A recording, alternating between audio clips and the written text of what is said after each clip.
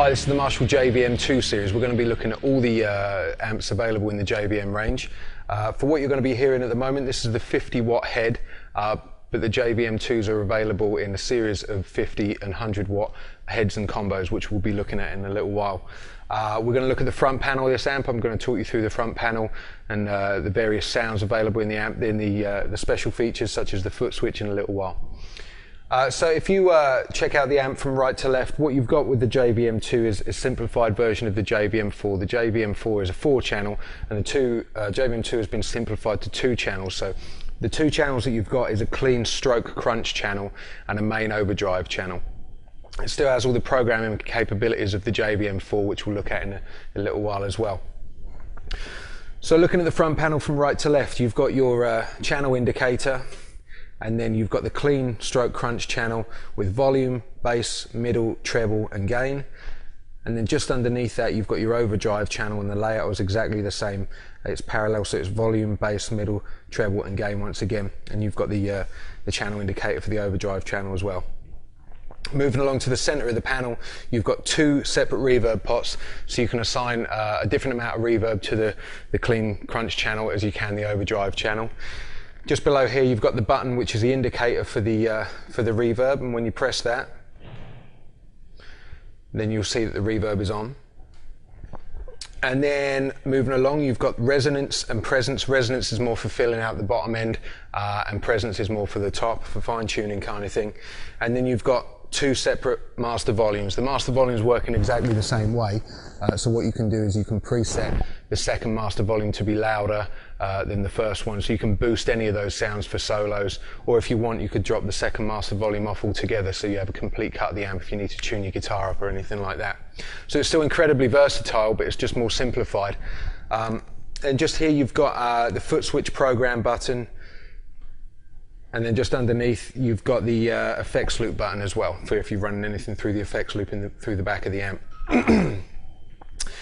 Okay, so we're going to start looking at some sounds. So what happens is, as with the original JVM4 series, you've still got 3 modes per channel. So there's still a possible 6 different sounds within the amp, and each mode is indicated by a different color light. So you've got green, orange and red. And so we're going to start with the clean crunch channel. On the green mode of the clean channel, what I've done for everything that you're going to be hearing, the EQs are pretty much on about 2/3. The volume for each channel is just over half, and the gains are on half, and I've got the master volume somewhere down on just over 1/4 as well. So this is the green mode of the clean channel. This is like your straight clean sound.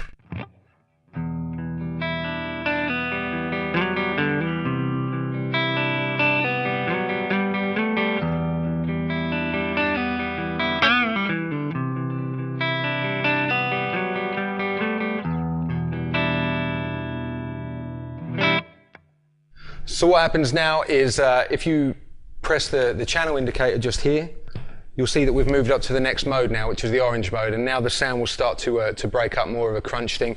Good for blues and that kind of thing, or a sort of crunch rhythm.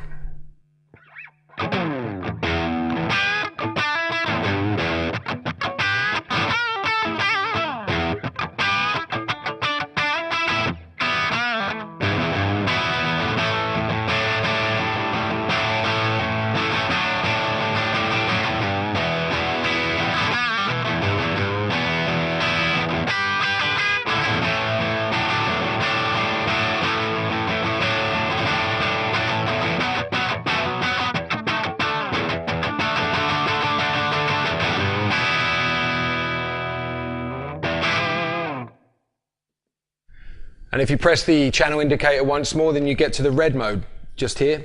And now the sound will be like that crunch, but with even more gain now.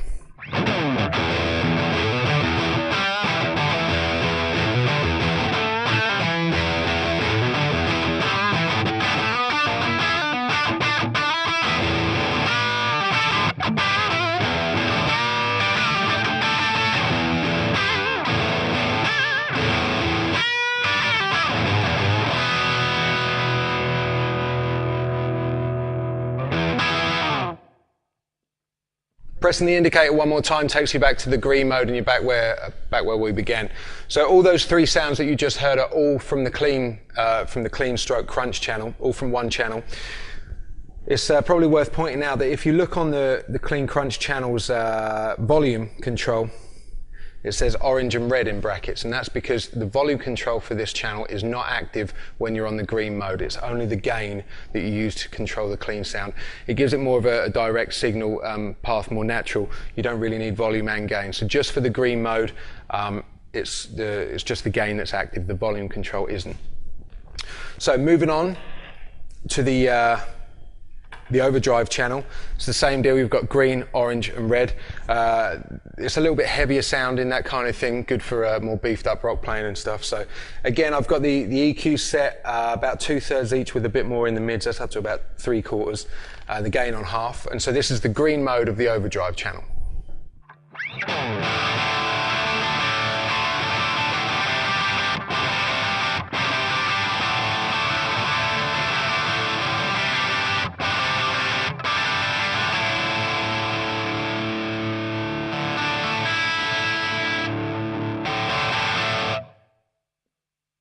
Taking it up to the orange mode.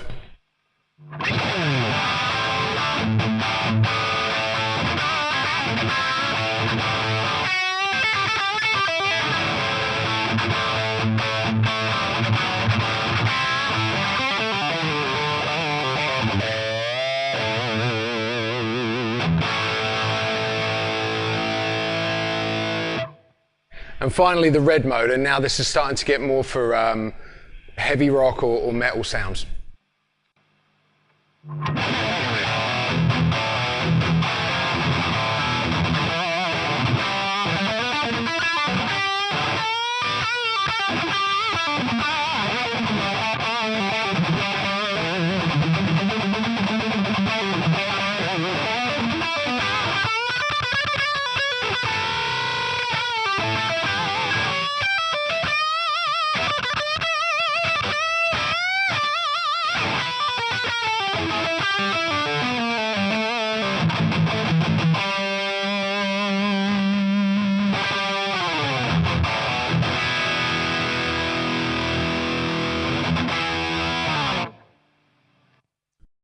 Alright, so taking a look at the rear panel now, we're going to have a look left to right. On the far left here, you've got your speaker outputs for plugging into your cabs. By the way, what you've been hearing just now, we're using a trusty Marshall standard 1960A cab loaded with Celestion G12 75 speakers, output of 300 watts, each speaker is 75 watts. So what you've got here is you've got three different sections for the outputs for the speaker cabinets, and they're labelled up into for the impedances. So these two here, if you're running one 4 ohm or two 8 ohm cabinets, then you plug in here.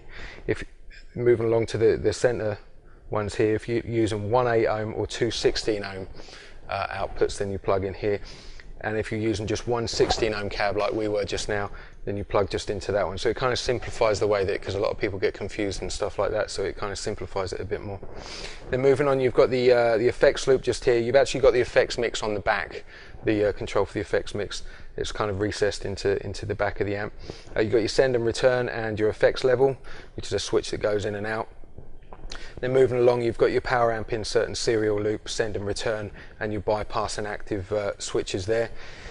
Then you've got your emulated line out, so you can plug straight into the desk for recording and stuff like that, which is great because you don't have to be plugged into a 4x12 cabinet. You can go straight as long as there's something plugged in there to carry the load of the amp. Then next along, you've got your foot switch input, and you'll notice that the foot switch input, the nut on it is white. And the reason behind that is that if you're in dark venues, and you can see much more easy where the foot switch has got to go in, it stands out from the rest of the inputs there. Then you've got the MIDI in and through, because the amp has complete MIDI capabilities. And then at the end, you've got your mains input.